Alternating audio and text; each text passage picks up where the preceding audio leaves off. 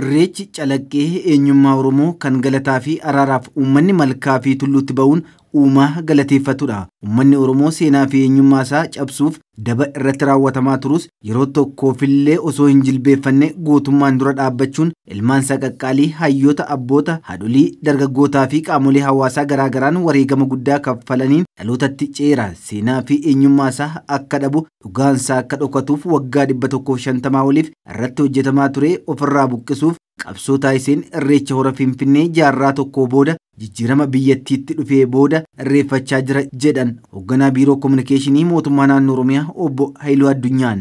Oromoon malkaa isaatti deebi'ee malkaa isaa keessatti dhufee irreeffate aadaa isaan duudhaa isaa eenyummaa isaa magaala guddittii naannichaa keessatti calaqqisiisuu danda'ee jira jechuudha.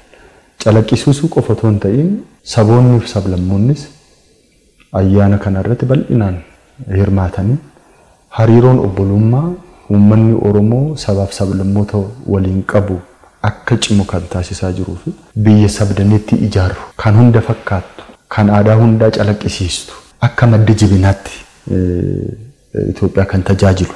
Irreechi sirna galataa araaraa kan sirna sabdaneessummaa mirkaneessu dinagdee biyyaa olka'iinsa biyyaa fi maqaa gaarii biyyaa roga gaariin addunyaatti beeksisaa dhufe ta'uu himan.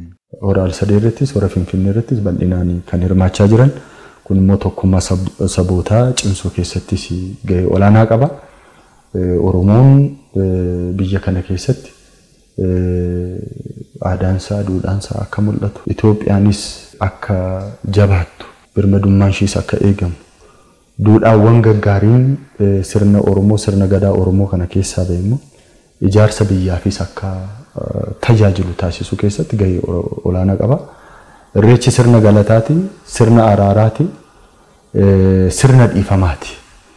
So kun immoo duudhaawwan gurguddaan kun akka biyyaattis nu barbaachisu jechuudha. Aadaa duudhaa gaggaarii biyyattiin qabdu iddootti deebisuuf mootummaan naannoo Oromiyaa hojii bal'aa hojjechaa turu kan kaasan injifannoo akka biyyaatti uummanni argate keessaa malkaan hora Finfinnees isa tokko ta'us yaadachiisaniiru.